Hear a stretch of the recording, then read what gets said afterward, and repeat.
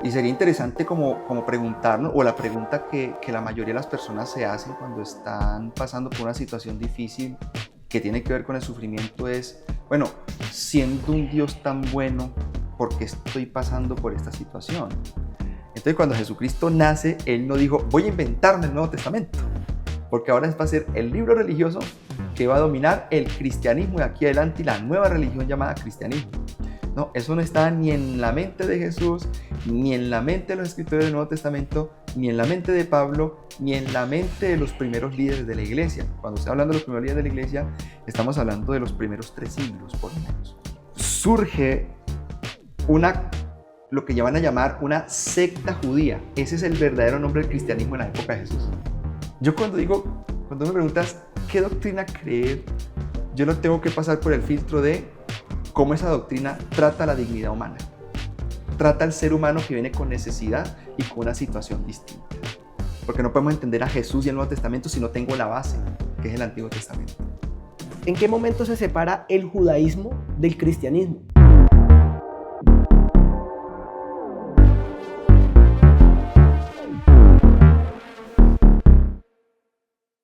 Bienvenidos a Conexión, el podcast de Casa Abierta. Yo soy Octavio y hoy estoy con Edwin. Bienvenido, Edwin. Muchas gracias, Octavio, por la invitación. Muchas gracias a la amable audiencia que pues, van a tener la oportunidad de escuchar esta conversación que vamos a tener el día de hoy. Excelente. Bueno, Edwin es teólogo, es biblista, es consultor, ha sido consultor en traducción bíblica de lenguas indígenas. También es profesor de teología y Biblia en la Universidad Bautista. Edwin, interesante esto de consultor en traducción bíblica de lenguas indígenas. ¿Eso qué es? Bueno, Octavio, lo importante aquí es saber que, por ejemplo, la Biblia la tenemos en todos los idiomas del mundo, pero digamos predominantemente en las lenguas mayoritarias, como son el español, el inglés, el alemán y otras lenguas más, pero cada país, especialmente en Latinoamérica, pues contamos con unas lenguas que no son de gran mayoría o no se habla en la gran mayoría de nuestros territorios y son las lenguas indígenas. Entonces en Colombia, aparte del español, tenemos aproximadamente unas 86 lenguas distintas. Y estas personas requieren también que la palabra de Dios llegue a su propio idioma. Entonces, ahí está el ánimo de poder llevar la palabra de Dios a esas lenguas que no conocen todavía el Evangelio en su propio idioma. ¡Wow! ¡Qué interesante! Bueno, cuéntenos cómo llegó a todo esto, Edwin. Bueno, eso es parte también de mi testimonio, de mi vida, porque siendo muy chico, joven, adolescente, me interesé mucho por aprender de la palabra de Dios. Me inquietó mucho el estudio de la palabra de Dios. Escuchaba las predicaciones de mi pastor y me parecían súper increíbles.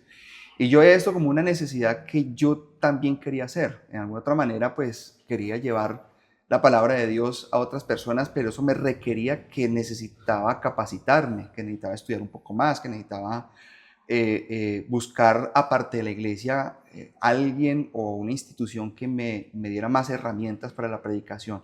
Esto me motivó a estudiar la palabra de Dios y por ahí me fui enfocando desde hace muchos años en esta parte ya de la educación teológica y bíblica, que ha sido un ministerio que he desempeñado en los últimos 23 años. 23 años. O sea, es decir, que su vida la dedicó a la teología y a la Biblia. Y exactamente, la predicación de la palabra de Dios, pues con el fin de llevar vida, salvación, de llevar desde esta esquina que se llama la educación teológica, llevar también la palabra de Dios.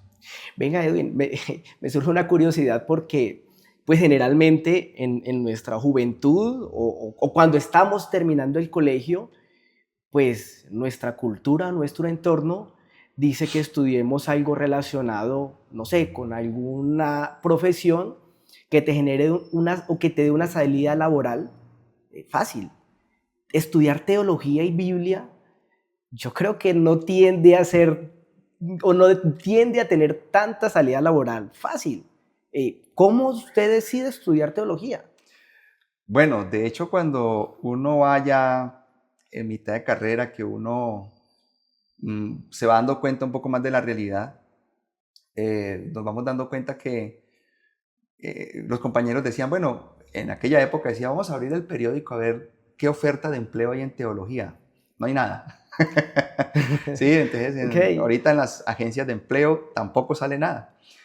Y esto generaba mucha desmotivación de alguna manera.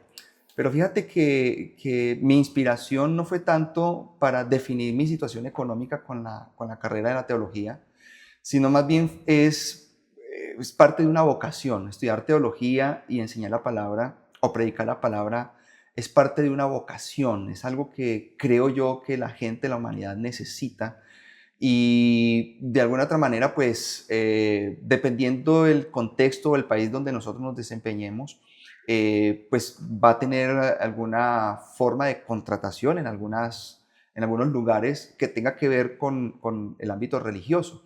Sin embargo, mi intención primaria no fue resolver mi parte económica, sino llevar a cabo una vocación, un llamado, un ministerio que desde la adolescencia creo que Dios me llamó a hacer. Entonces, siempre hay una preocupación porque después de estudiar teología, ¿qué? ¿Qué me pongo a hacer?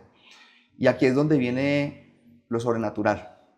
Aquí es donde viene la mano de Dios y aquí es donde viene la respuesta a muchas oraciones, porque básicamente al terminar mi carrera, faltándome 3 semestres, ya tenía empleo.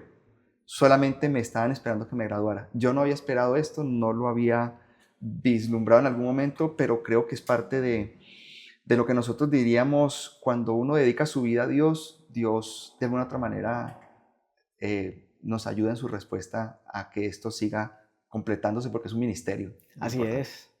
No, qué bueno, qué interesante. Ahorita hablabas de esa necesidad que tiene la sociedad o que tiene el mundo.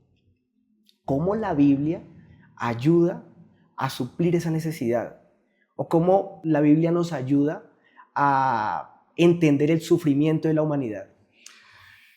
Bueno, Octavio, fíjate que el sufrimiento es un tema bastante complejo a lo largo del tema bíblico y es un tema muy complejo también para el entendimiento de nuestra sociedad y del concepto que se tiene de Dios. Y sería interesante como preguntarnos, o la pregunta que la mayoría de las personas se hacen cuando están pasando por una situación difícil que tiene que ver con el sufrimiento es, bueno, siendo un Dios tan bueno, ¿por qué estoy pasando por esta situación? ¿Dónde está Dios cuando yo estoy en esta necesidad tan tremenda, cuando estoy al borde del abismo? Si siento que no, Dios no está conmigo, ¿por qué me pasan estas cosas? Y normalmente pasa es cuando entramos en esa situación de sufrimiento. Una de las cosas interesantes que la Biblia nos ayuda a entender y estudiándola profundamente, estudiándola desde sus contextos culturales, porque pues, la Biblia fue escrita en un contexto cultural igual al de nosotros. La gente en esa época sufría, eran perseguidos, se enfermaban, morían. Y la Biblia tiende a hacerse esas mismas preguntas. Un hombre muy conocido en la Biblia, llamado el rey David, ¿sí? Él decía, ¿cómo es posible que yo que te busco todos los días, que te sigo, estoy pasándola tan mal, mientras los malvados veo que progresan y surgen, ¿no? Entonces, ¿dónde estás, Dios? Ok, Acá lo interesante es comprender, no es si Dios se mueve al son del sufrimiento del ser humano, sino que el sufrimiento es algo inherente al ser humano. Necesitamos nacer, pero también necesitamos morir. Necesitamos vivir con alegría, pero también necesitamos sufrir. Necesitamos ver la vida en blanco, pero también en negro, ¿no? Y hay veces no hay espacio para los tonos grises. No podemos acomodarnos ahí, o es blanco o es negro. La vida surge así. Y en el tema del sufrimiento, a lo largo de la vida tenemos muchos ejemplos, muchas situaciones y tenemos muchas cosas, pero no es por qué sufro, sino que tratar de enfocar la respuesta es ¿para qué sufro? ¿no? ¿Por qué? Porque el por qué me lleva a buscar razones. Y hay veces cuando el ser humano entra en razonamientos, nos pasa lo que le pasó a un hombre bastante interesante en la Biblia, en el Antiguo Testamento, llamado Job. Job es un hombre que, según el texto bíblico, capítulo 1 de Job, dice que Job era un hombre justo, perfecto y hacedor de todo bien. Y no había un hombre tan íntegro como él, dice el texto bíblico. Sin embargo, habla el texto bíblico que unos seres hablaron con Dios y lo convencieron de tocar su vida. O sea, no matarlo, sino quitarle todos los bienes, porque ellos decían, claro, Job está fiel a Dios porque él te sirve y no es de balde, porque tú lo tienes rodeado de todo bien. Déjanos que le toquemos los bienes y verás si no reniega de ti. Bueno, a Job le cayeron de todo. Lo primero que pasó fue que perdió sus bienes, perdió, vamos a hablar en estos términos, perdió su empresa, perdió su casa. Lo último que le quitó, perdió fueron sus hijos, perdió parte de su familia. Y fuera de eso quedó con una enfermedad en la piel, una especie de lepra, ¿no? En la piel. Y el único ser que no, que de alguna otra manera quedó acompañándolo, y es parte de la narrativa en la historia bíblica, fue la esposa, que cumple un papel fundamental, importante también ahí al lado nuestro, los esposos, y es hacernos ver la realidad. Una realidad que muchas veces no queremos ver. Y ella estaba tratando de convencer a Job de la situación, pero desde un enfoque un poquito incorrecto, porque ella decía, Job, mira como lo que te ha pasado. Porque no maldices a Dios y cuando tú maldices a Dios te vas a morir porque Dios te va a matar. Y Job decía, mujer, has hablado como una mujer insensata. No recibiremos el bien y también el mal de parte de Dios. Debemos aceptarlo. Esto lo está haciendo en un contexto de sufrimiento, en una situación de vida de sufrimiento, algo que nosotros no hemos llegado a experimentar aún. Y este sufrimiento es un sufrimiento que Job lo está tratando de resolver a raíz de o a punta de razones. ¿Por qué? ¿Por qué? ¿Por qué? En la narrativa del texto nos habla que se acercaron a él tres amiguitos que en vez de apoyarlo, de ayudarlo, le hicieron la vida a cuadrito durante casi 42 capítulos en la historia del libro de Job. No le ayudaban para nada. Es decir, ni la esposa, en algún sentido, ni los tres amigos ayudaron a salir a Job de su situación de sufrimiento.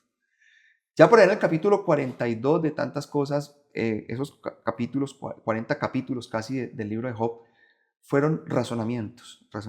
Y tú Dios tal cosa, y tú Dios, y tú Dios. Y Dios le respondía, ¿y tú dónde estabas cuando yo creé el mundo? ¿Y tú qué estabas haciendo? ¿Y tú esto por aquí, y yo por acá? Entonces, razonamientos, porque queremos resolver el tema actualmente o modernamente del sufrimiento es razonando. Pues bueno, la situación es que Job necesitó pasar por ese sufrimiento para conocer a Dios a través de él. Y el capítulo 42 termina con una frase bastante bonita porque él dice, ya estoy entendiendo, conozco que todo lo puedes. Y hablaba cosas que yo no entendía, mas ahora mis ojos te ven.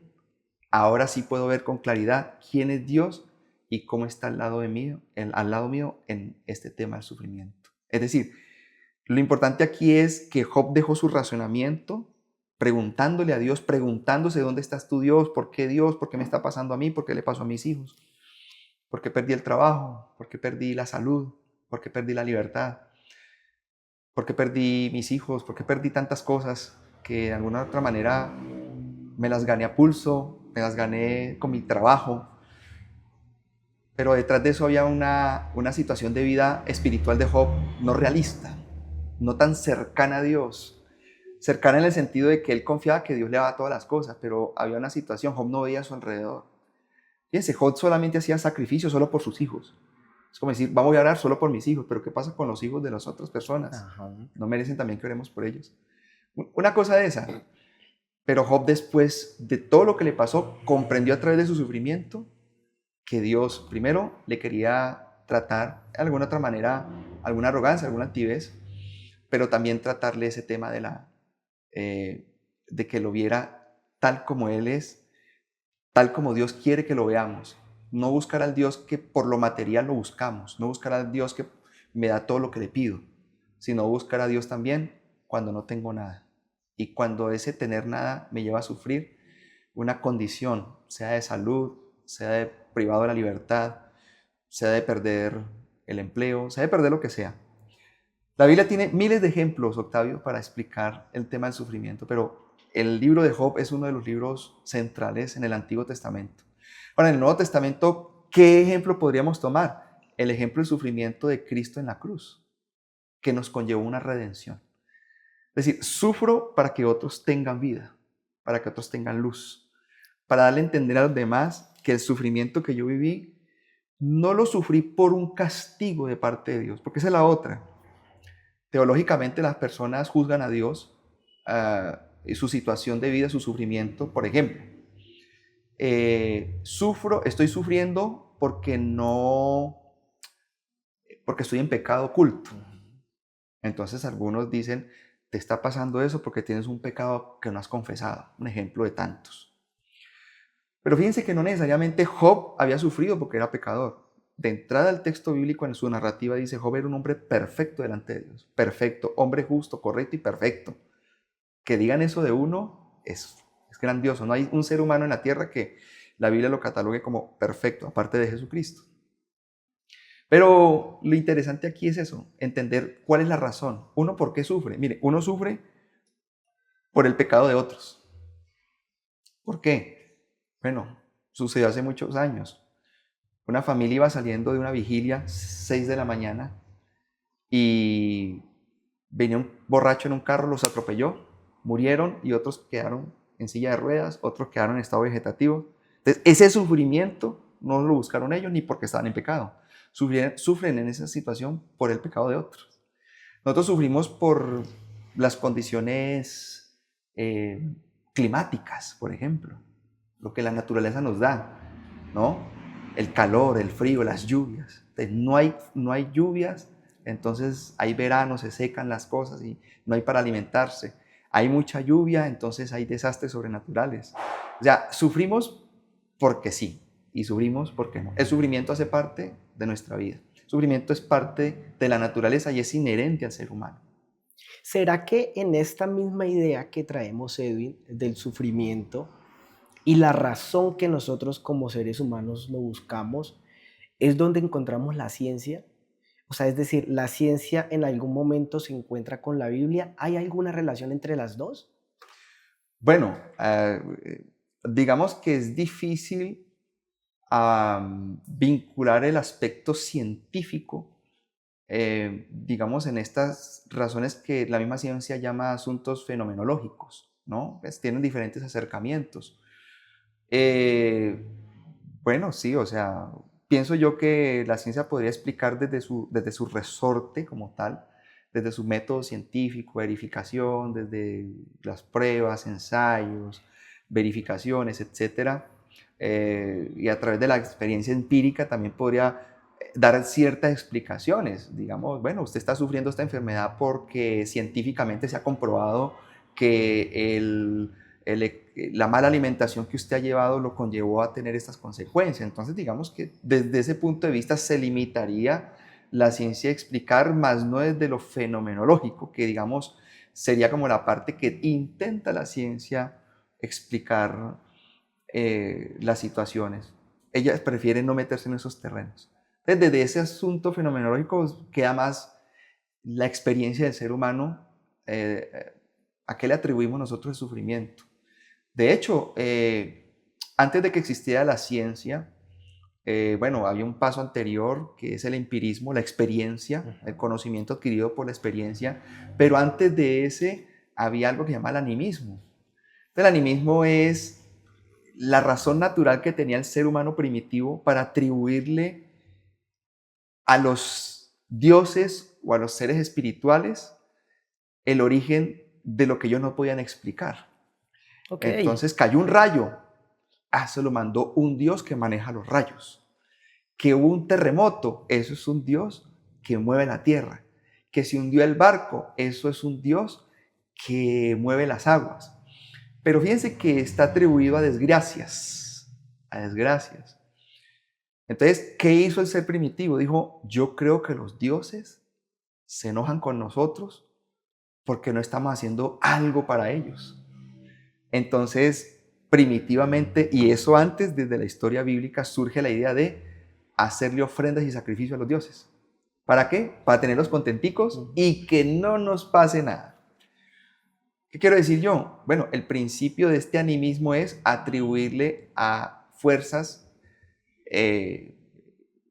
superiores todas las situaciones que no podemos explicar, porque hay un terremoto, porque hay lluvia, porque hay mucho sol, porque hay maremotos, porque ¿sí? La ciencia ya entra a explicarlo como ciencia, pero esto ya es estamos hablando de 200 años para acá. Pero ese hombre primitivo, antiguo, no tenía esas herramientas.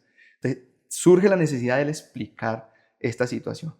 El sufrimiento desde este punto de vista, entonces, se explica es sencillo, nos está pasando esto porque algo no le hemos hecho a Dios, no hemos agradado a Dios. Y por esa línea va la historia de Job, ¿no? Okay. Los dioses ya están como planeando, si lo tocamos, entonces más o menos va por ahí. Ok, Edwin, si yo te pidiera o te dijera, hágame un resumen en pocas palabras, desde un aspecto literario, puede ser, o histórico de la Biblia, ¿cómo lo harías? Bueno, desde un aspecto literario de la Biblia, bueno, la Biblia tiene una riqueza literaria, Octavio, impresionante, muy impresionante. Esta riqueza literaria la podemos clasificar en lo que se llama en la literatura moderna géneros literarios. Los géneros literarios, como sabemos hoy en día, definen de qué forma se presentan las narrativas y cuál es el impacto que quiere generar esa narrativa. Y cuando estamos hablando del impacto que quiere generar esa narrativa, vamos a llevarlo para comprender un poquito a lo que entendemos hoy por el séptimo arte.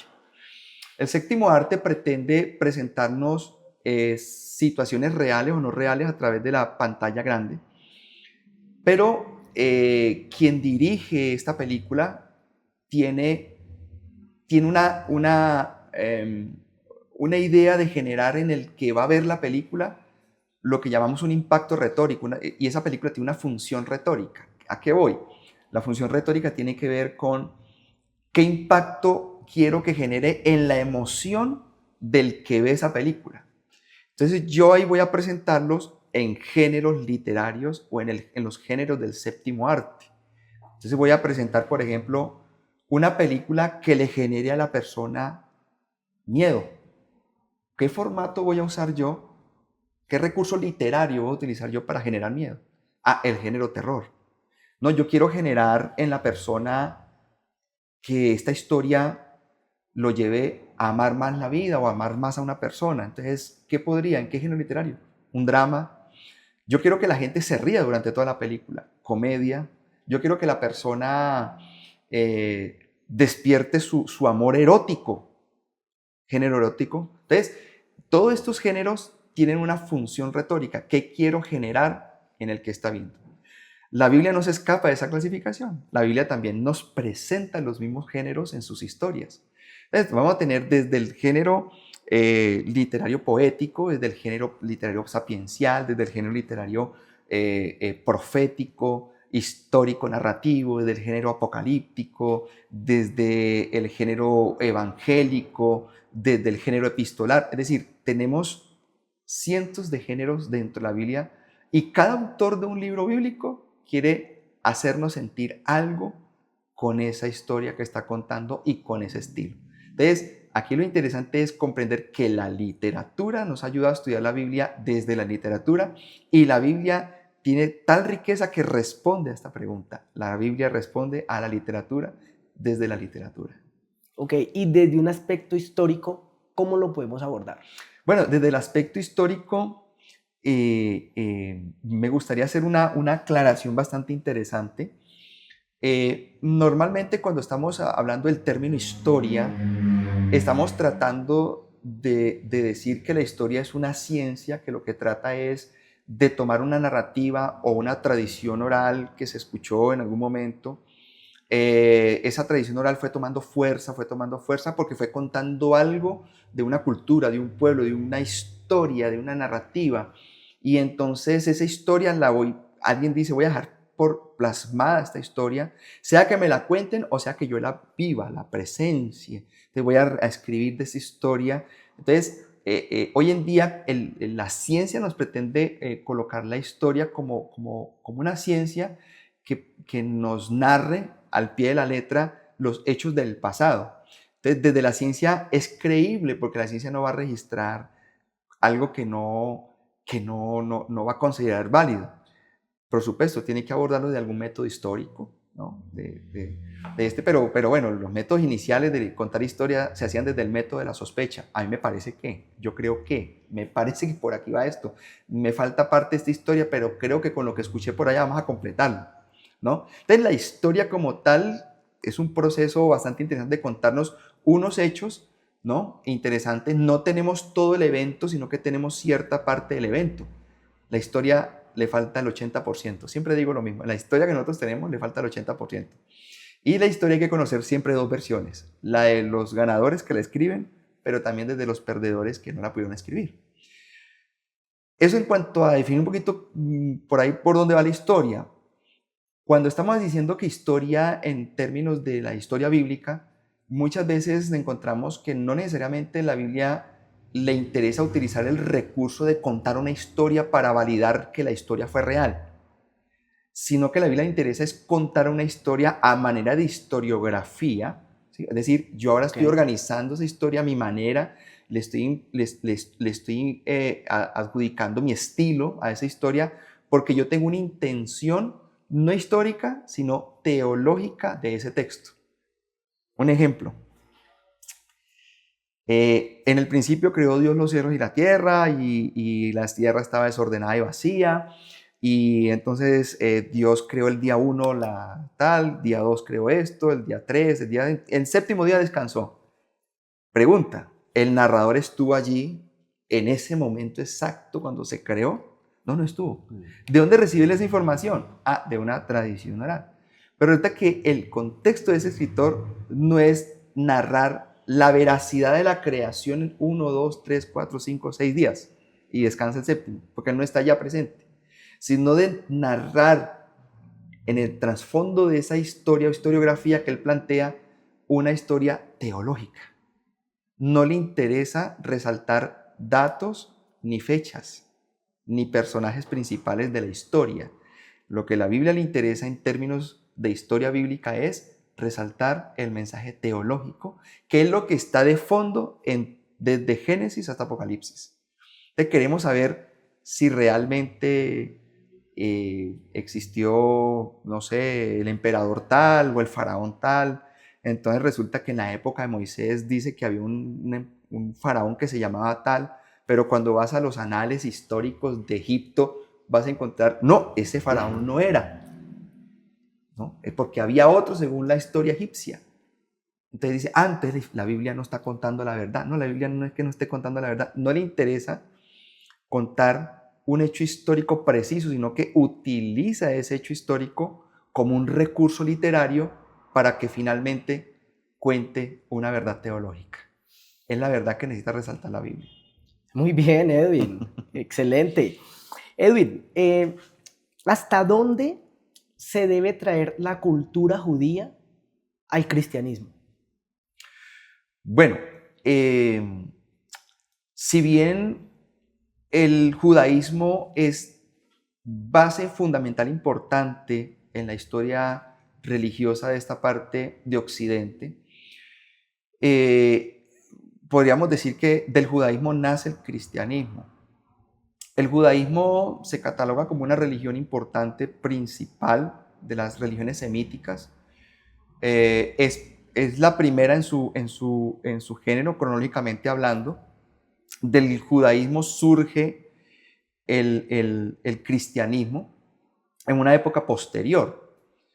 Sin embargo, es importante pues, saber y enmarcar que hoy en día hay que tener un poco de cuidado en cuanto al judaísmo y cristianismo. ¿Por qué? Porque hay una tendencia pues un poquito peligrosa, un poquito como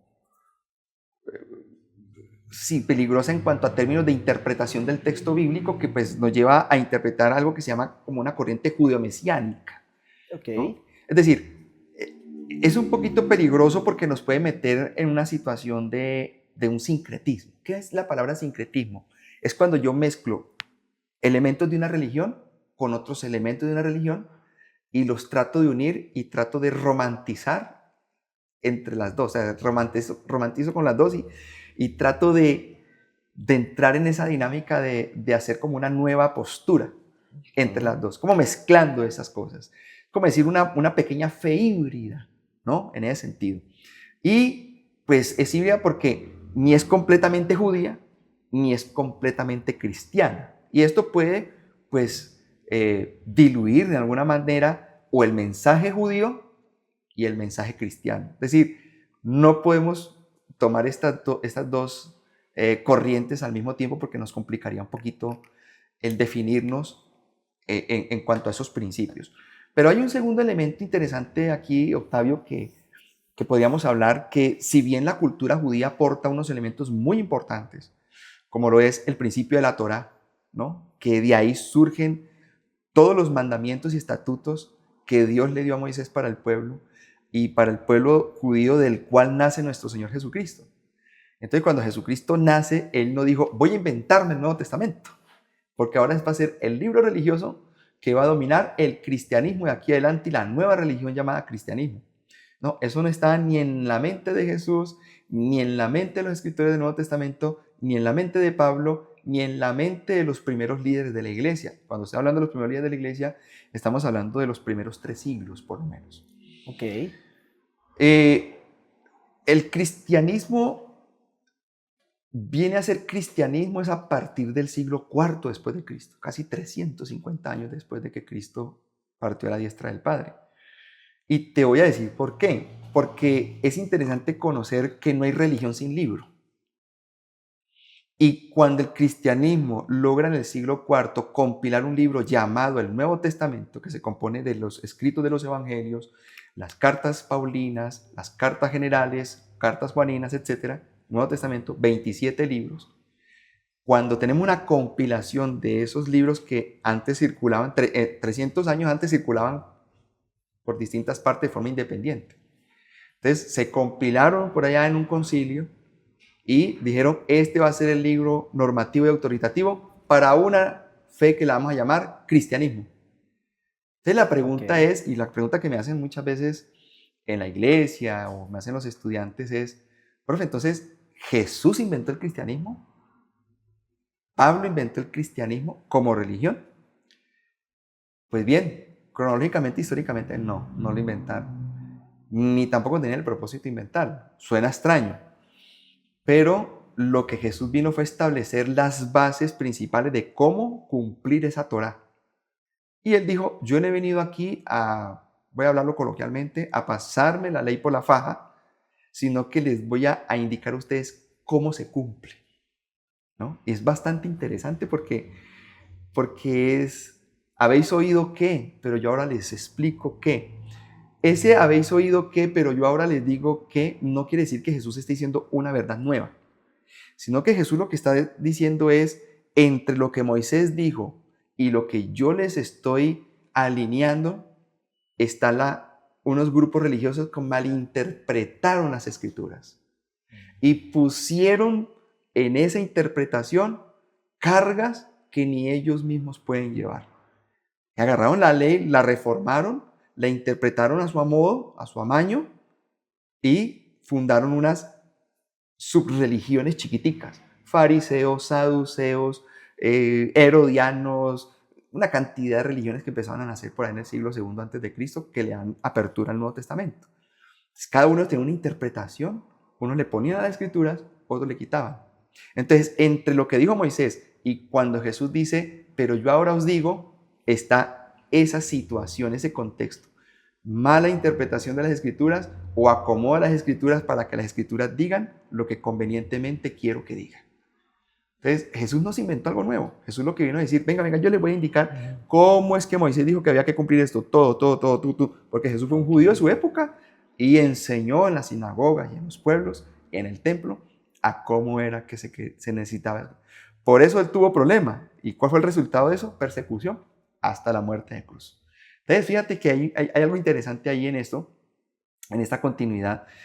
Y no es que Jesús inventó una religión nueva, cristianismo, ni tampoco promovió un judaísmo ultra radical. No. Jesús dijo, para que esta sociedad, esta humanidad pueda vivir bien, necesitamos que se cumpla este aspecto de la Torá. Y yo les voy a decir lo siguiente, si a ustedes les queda difícil cumplir esa Torá, se las va a resumir en dos. Ama a Dios sobre todas las cosas y a tu prójimo como a ti mismo. Ya, Jesús cerró con broche de oro cómo cumplir toda la ley del Antiguo Testamento, pero sin dejar los principios del Antiguo Testamento. Pero como que nos acostumbramos al día de hoy a sumarle cosas a la gracia. Es decir, esto es como que sigue pasando en la actualidad. Sí, bueno, de alguna otra manera, aquí vino como un segundo o tercer elemento de la pregunta anterior de el mes. ¿Qué tanto el judaísmo ayuda o aporta al cristianismo? Y uno de los terceros problemas aquí que nosotros podemos encontrar y que es peligroso, es una especie de desenfoque. Okay. Que las personas se desenfoquen un poco porque al centrarse demasiado en asuntos legalistas o prácticas rituales, como las que han querido traer hoy en día a la iglesia cristiana, ¿sí? Al centrarse mucho en eso, pues se pierde de vista el mensaje central de la salvación, la gracia.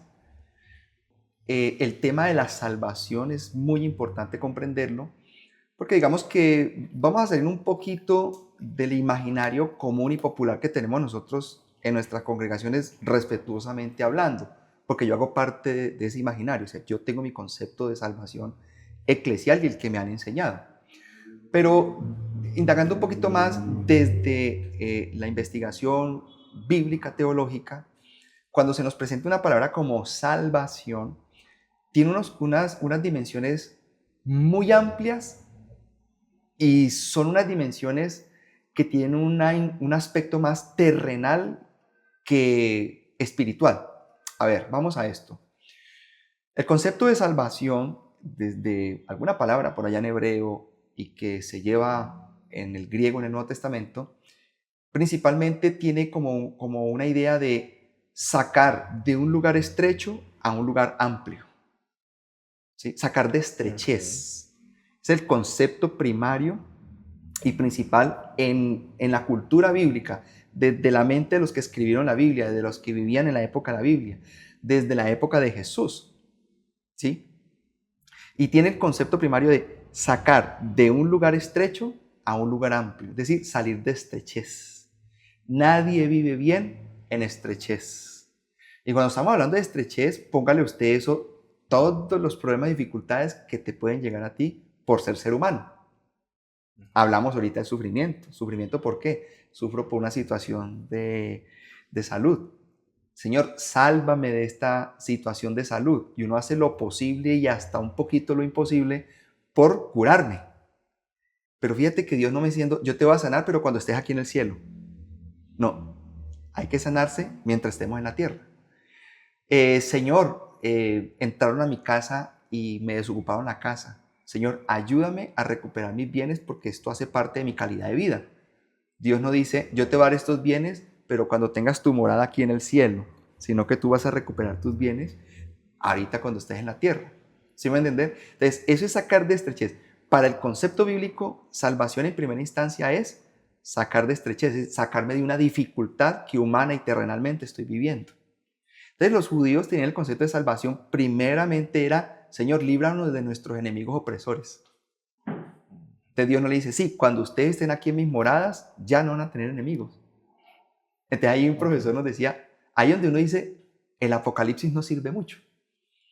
Él decía, ¿por qué? Porque como nos han pintado el Apocalipsis, nos han dicho que el Apocalipsis son cosas para el cielo y no para la tierra. No, al contrario, el Apocalipsis sirve es en la tierra. Porque en el cielo nos roban, en el cielo nos atracan, en el cielo no nos enfermamos, en el cielo no nos va a pasar nada, entonces no necesitamos salvación.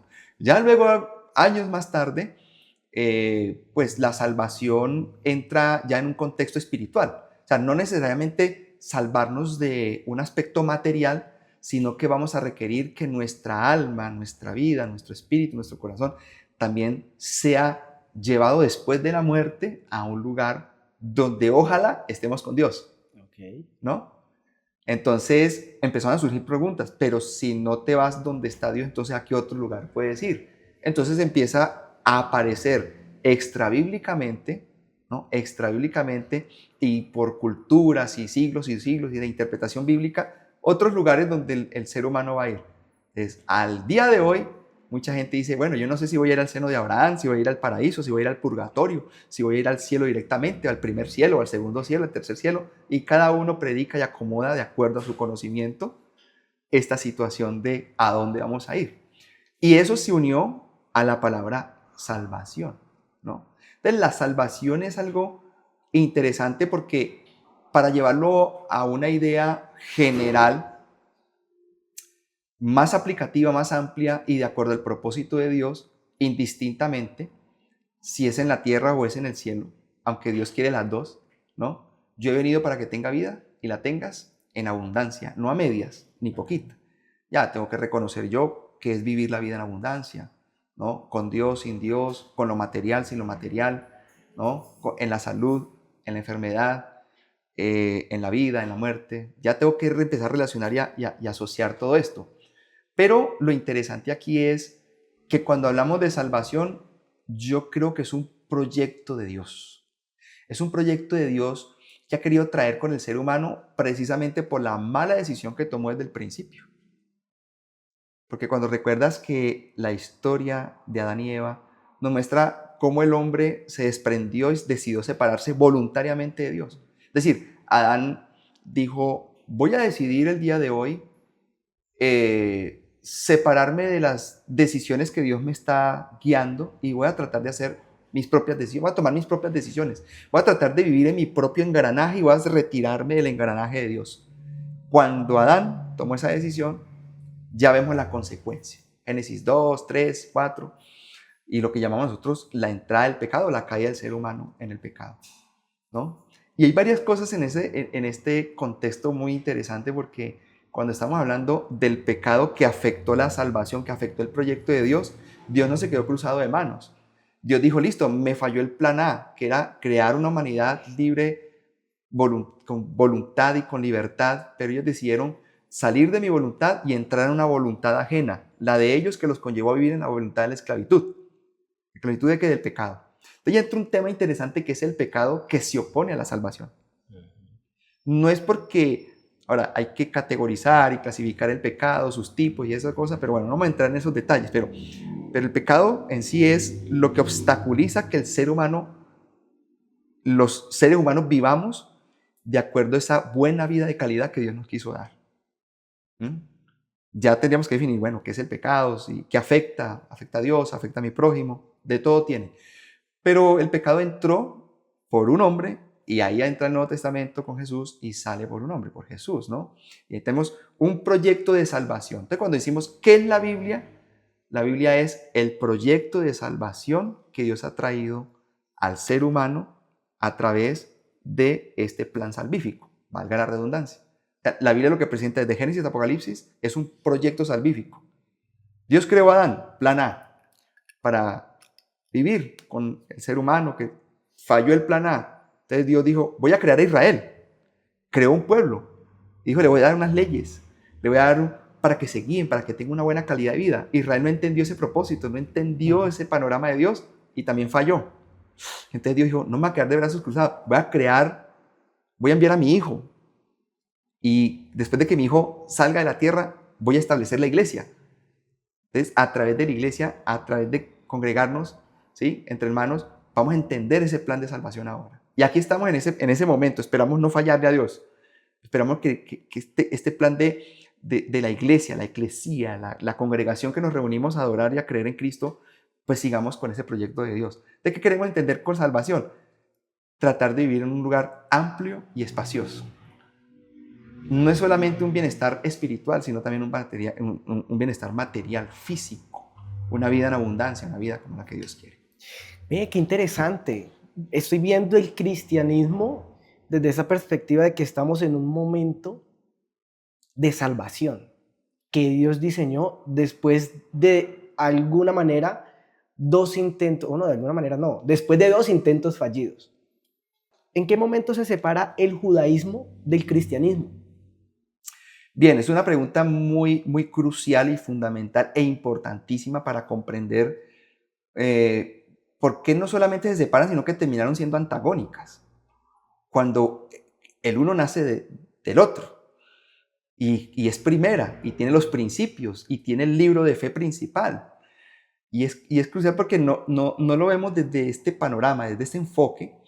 Y lo interesante de esta pregunta, Octavio, está en que cuando Jesús viene a ser parte del plan de salvación, a completar como Dios la salvación, para que no se pierda la salvación en la tierra, Él viene como un ser humano, viene con una raza, viene con una nacionalidad, viene con una cultura, viene con unas creencias y viene bajo un momento económico, social y político que lo va a afectar. O sea, Jesús no pudo pretender decir, bueno, como nací en un pesebre, ahora me voy a creer de un estrato alto, ¿no? No, Él tiene que vivir su realidad, ¿sí? Ni siquiera tuve dónde nacer. Quiere decir que la condición social de Jesús no era muy alta. Él fue afectado por todo eso, por el entorno religioso. Cuando Jesús sanaba a alguien, tenía que huir porque lo iban a matar porque sanó a una persona.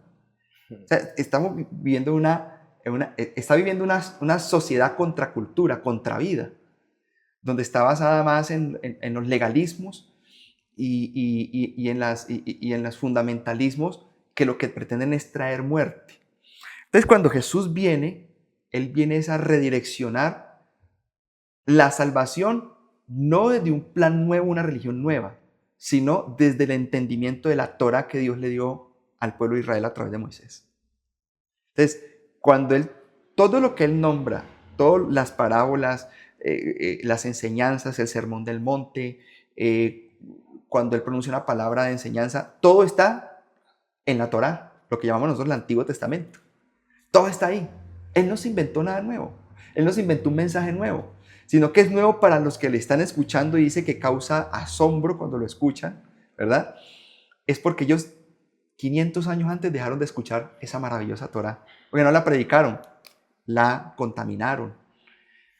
Entonces, Jesús viene en ese contexto, llama a unos seguidores, que luego se van a llamar a los apóstoles, y estos apóstoles van a quedar encargados de seguir llevando el mensaje de salvación que Cristo les enseñó a todo el mundo, a otras naciones.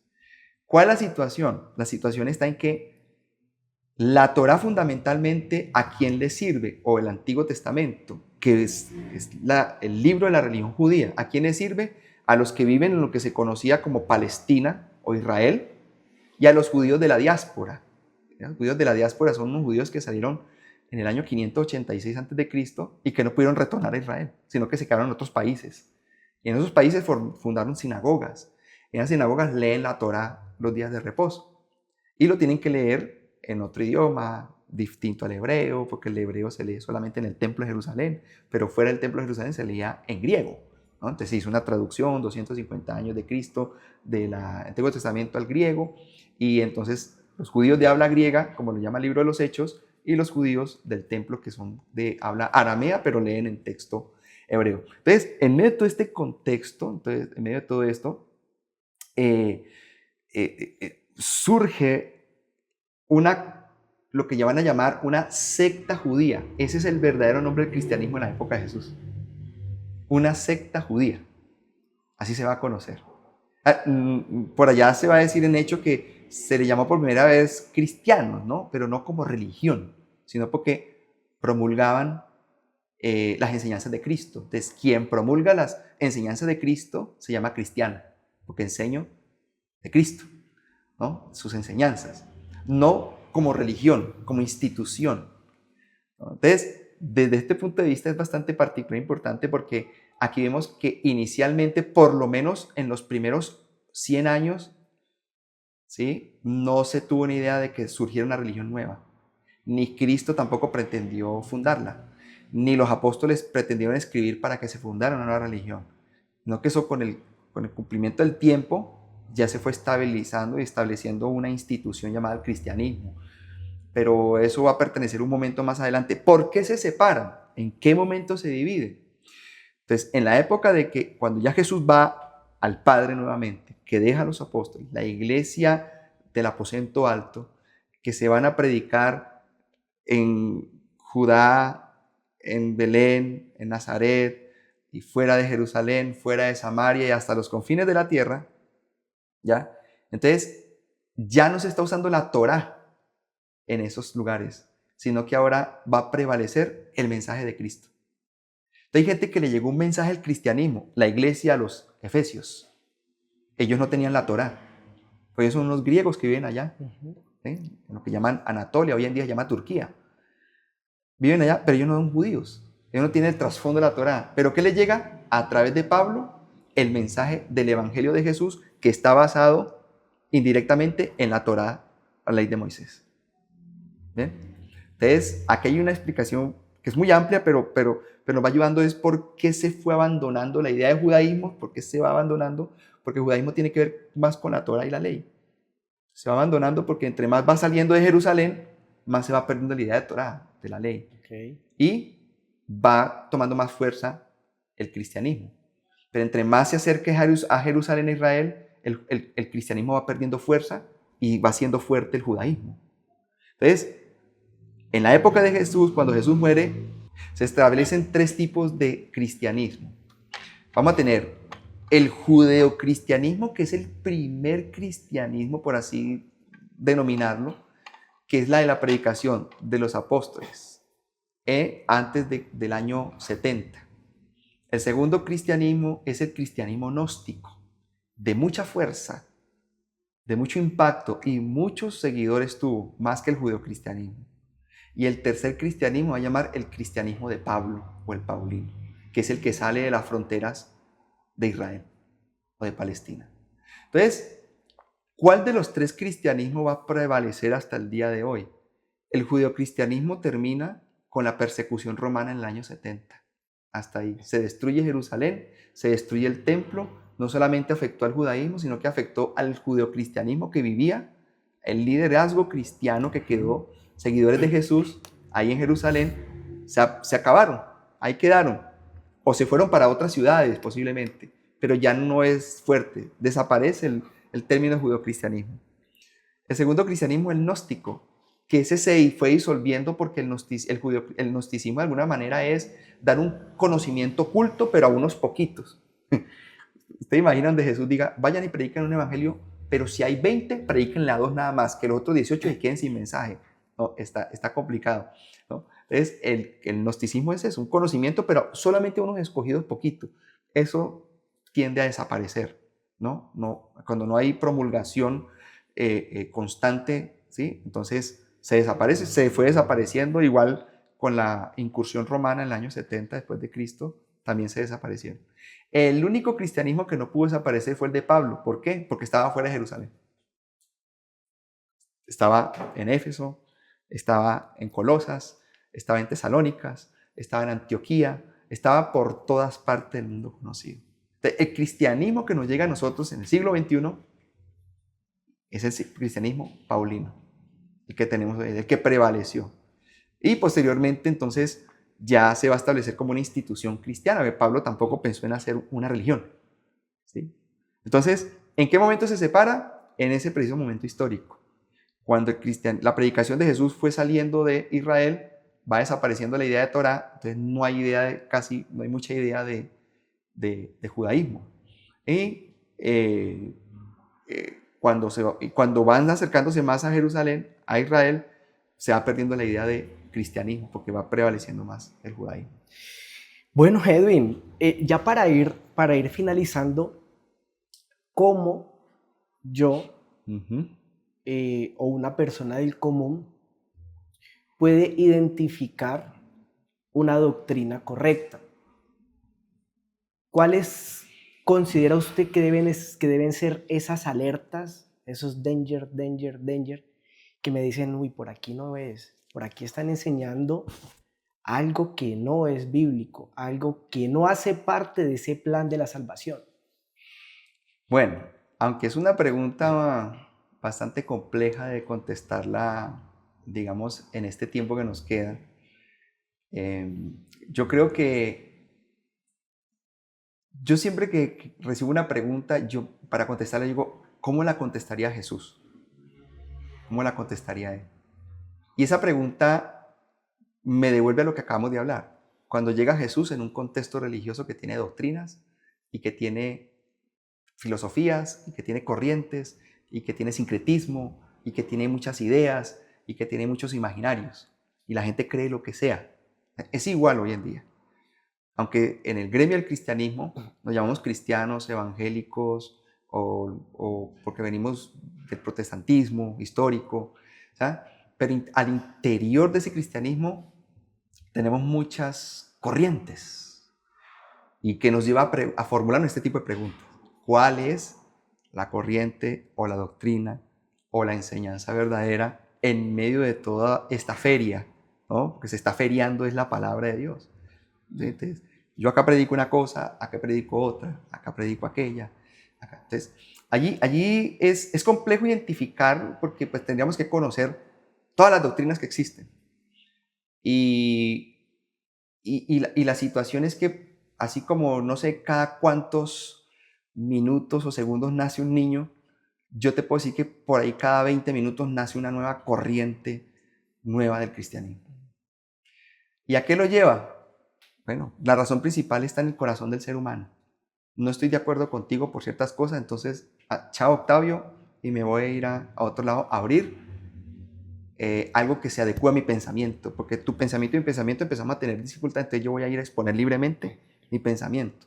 Entonces, ahí ya surge otra célula con otra característica y podemos decir científicamente con otro ADN, ¿no? Y se va volviendo más complejo identificar quién predica la verdad. Bueno, yo creería que tendríamos que tomar lo que Jesús hizo en el siglo I. Vamos a la Torá. Vamos a los estatutos, a las enseñanzas del Antiguo Testamento. El problema del cristianismo a partir del siglo IV, en su enseñanza, fue que abandonaron la Torá. Abandonaron el corazón de Dios, expresado en el libro más hermoso que podemos recibir los seres humanos, el Antiguo Testamento. Y cuando digo que lo abandonaron es porque se centraron más en las enseñanzas de Jesús y el Nuevo Testamento, pero perdieron la base. Porque no podemos entender a Jesús y el Nuevo Testamento si no tengo la base, que es el Antiguo Testamento.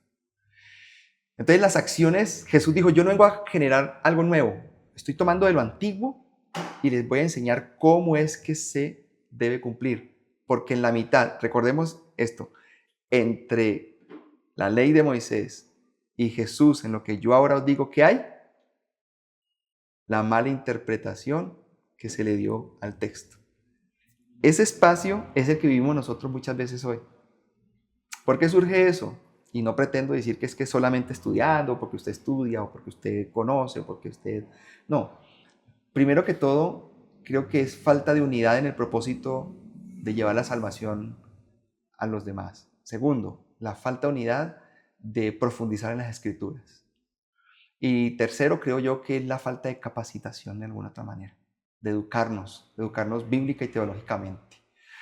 Estas son herramientas que nos podrían ayudar a identificar. ¿Por qué? Porque ya no va a ser por lo que diga tal cosa, porque yo digo, es que esta doctrina está fundamentada en la Biblia, sí, está bien, en un versículo, pero la Biblia tiene cientos de versículos, cientos. Ahora vamos a hablar es de identificarlo por principios,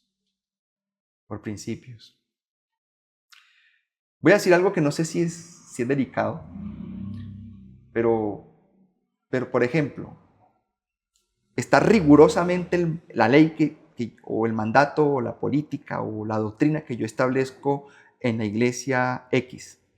Aquí en esta iglesia creemos esto, esto, esto y esto y esto, y las políticas para que esto funcione son estas y usted debe adaptarse a esas políticas.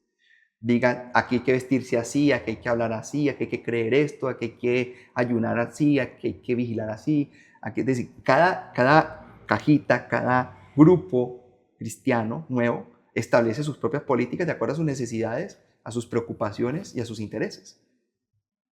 Pero resulta que eso lo vamos a poner muchas veces por encima de la dignidad humana. O sea, vale más en una institución cristiana la doctrina y de cómo me visto, cómo hablo, cómo pienso o qué leo, que la situación y la necesidad del ser humano. Un ejemplo. Bueno, voy a poner un ejemplo. En todas las congregaciones cristianas practicamos la cena del Señor. La cena del Señor, cuando tú vas al texto bíblico y yo digo, ¿cuáles son las políticas y las condiciones para participar de la cena del Señor? ¿No? Si somos bíblicos, porque decimos que fundamentamos nuestras enseñanzas y doctrinas de la iglesia en la Biblia, entonces yo puedo revisar cuidadosamente lo que dice Pablo, lo que dice aquí. Pablo dice, bueno, no tomar la cena indignamente, pero ¿qué es ser indignamente? Eso es muy amplio. Hay que preguntarle a Pablo un poquito qué es tomar la cena indignamente. Pero de ahí para allá no veo ninguna otra política, ni doctrina, ni enseñanza, no veo más, sino cada uno hágase un análisis de cómo está ante el Señor, pruébese y adelante. Un ejemplo de las cosas que he visto y he escuchado de las doctrinas para tomar la cena. Si una persona no se ha bautizado, si una persona no ha recibido al Señor, si una persona no se ha casado, que está en unión libre, o que esto y por allá, ¿verdad? No puede tomar la cena. Entonces, hay que apartarlo de la comunidad. Entonces, ya no es parte de la comunidad por una práctica que de alguna otra manera es ritual, ¿sí? Que nos ayuda. El propósito de la cena, ¿qué es? Recordar la muerte, vida, muerte y resurrección de Jesús y que Él vendrá otra vez. Eso es un ritual que nos ayuda a tener la esperanza de que Él viene. Pero no es fundamental ni siquiera para la salvación. No es básica. ¿Sí? Entonces, desde este aspecto, hay veces armamos una cantidad de obstáculos para que los hermanos lleguen a esa comunión. Hermano, nos hemos dado cuenta que usted tiene 75 años en unión libre. Entonces no puede tomar la cena. Estamos colocando, digamos, un mandato por encima de la dignidad de ese ser humano. Entonces, ¿qué hizo Jesús? Aquí te traemos a esta mujer que fue encontrada en adulterio. Y él ahí escribiendo en la tierra. Ah, bueno. Uy, qué grave eso. Parece una cosa delicada eso. Y escribiendo. No, qué vergüenza, ¿no? Bueno, de los que están aquí, apedréenlas si ustedes no tienen pecado. Yo creo que fue en segundos que las piedras cayeron. Jesús escuchó que cayeron y seguía escribiendo. Todos se fueron y quedó esa mujer ahí. Y él escribiendo en la tierra, no sé, estaría escribiendo el mandamiento número 5, no matarás. Y dice, ¿dónde están los que te acusaban? Parece que son pecadores también, se fueron. Bueno, vete y no peque más. Ni yo te juzgo. Yo cuando me preguntas qué doctrina creer, yo lo tengo que pasar por el filtro de cómo esa doctrina trata la dignidad humana. Trata al ser humano que viene con necesidad y con una situación distinta. Porque si yo pongo por encima una cantidad de rudimentos, una cantidad de políticas eclesiales, una cantidad de doctrinas, ¿sí?, que las justifico de una base, de algo sin base, por un solo versículo bíblico, entonces cuando pongo eso sobre el ser humano, no estoy haciendo la tarea. Es el mismo trabajo que hizo Jesús y la misma lucha que tuvo Jesús. Los rudimentos de los fariseos, saduceos, estaban por encima de la dignidad humana. Muy bien, no, pues Edwin, hemos hablado de un tema bastante, mira que lo interesante es que de un tema aparentemente denso o aparentemente difícil de comprender, lo traes y lo desmenuzas de una manera didáctica o desde su rol como docente para entenderlo bien, para que quede fácil de digerir. Dame un mensaje final para la audiencia. Bien, un mensaje final para la audiencia. Bueno, yo creo que la audiencia, como es variada, tenemos personas que nos escuchan, algunos tienen filiación religiosa, otros no la tienen, otros están por decidirse, otros quieren saber más de lo que estamos conversando acá, posiblemente, otros les va a dar curiosidad por este tema, pero el mensaje final que les quiero dejar es, la Biblia es un libro de muchas riquezas, la Biblia es un libro de vida, es un libro que nos ayuda a entender el propósito que nosotros tenemos en esta tierra. No es un libro que nos conlleve a rudimentos religiosos o afiliarnos a religiones fundamentalistas. No, al contrario, la Biblia es un texto que dice que cuando la leemos vamos a adquirir una libertad especial. Y yo quiero animar a todos los oyentes y a los que nos están viendo por las redes sociales a que nos demos la oportunidad de acercarnos a la Biblia, de acercarnos a ella, de acercarnos a tener una lectura a solas con ella, sin ningún intermediario. No necesitamos, para iniciar una lectura bíblica, tener el acompañamiento de alguien religioso. No, date la oportunidad de escudriñarla, de tomarla y mirar ese mensaje maravilloso. Y creo que te podría impulsar ya luego a buscar una comunidad de fe que te guíe si es lo que deseas. Pero la Biblia, la palabra de Dios, hace esto. Comprenderla de esta manera nos conlleva a que podamos encontrarnos con nosotros mismos y encontrarnos con nuestro Creador. Bueno, Edwin, muchas gracias. Yo creo que nos quedaron varios temas pendientes. Sí, yo creo que sí. Así que en una próxima oportunidad espero que me acepten nuevamente la invitación. Aquí estaremos con mucho gusto para servir en este programa. Bueno, muchas gracias, Edwin. Muchas gracias, bendiciones.